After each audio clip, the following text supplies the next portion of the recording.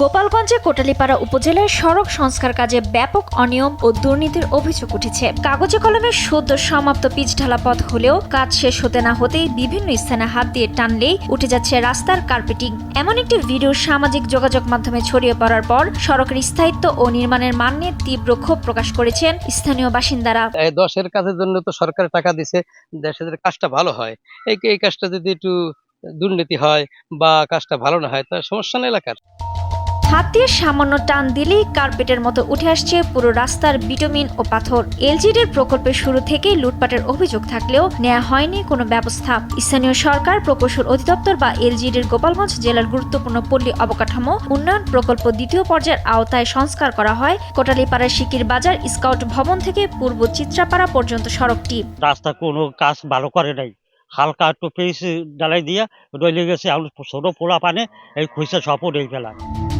1265 metre দীর্ঘ এই সড়ক সংস্কারে ব্যয় ধরা হয়েছে প্রায় 75 লাখ টাকা। কাগজে কলমে চুয়াডাঙ্গার জাকাউল্লাহ অ্যান্ড ব্রাদার্স লিমিটেড কার্যাদেশ পেলেও মাঠ পর্যায়ে কাজটি করেছেন স্থানীয় প্রভাবশালী ঠিকাদার ইয়াসিন শেখ।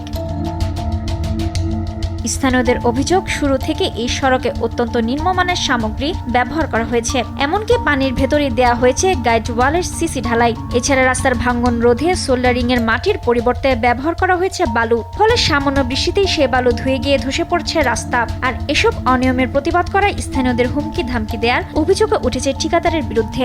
এদের বলছি যে এই যেভাবে আপনারা কাজ করতেছেন এইভাবে আপনাদের কাজ হয় না। কেন হয় না?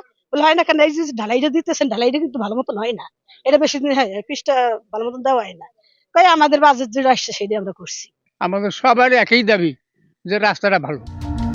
চলতি বছরের 30 জুন এই সড়ক সংস্কার কাজ শেষ ঘোষণা করা হয়। তবে অনিয়মের ভিডিও সামাজিক যোগাযোগ মাধ্যমে ছড়িয়ে পড়ার পর নড়েচড়ে বসেছে কর্তৃপক্ষ। পুরো ঘটনা খতিয়ে দেখতে দ্রুত কারিগরি টিম পাঠানো হবে বলে জানিয়েছেন জেলা এলজিডির শীর্ষ কর্মকর্তারা। কোটালীপাড়ায় একটা চলমান কাজে আমরা অভিযোগ পেয়েছি যে সেখানে শোল্ডারে মাটি এবং কার্পেটিং এর কাজ নিয়ে সামাজিক যোগাযোগ মাধ্যমে আমরা দেখেছি। এরই প্রেক্ষিতে আমরা আমাদের যে কারিগরি টিম আছে তাদেরকে পাঠিয়েছি।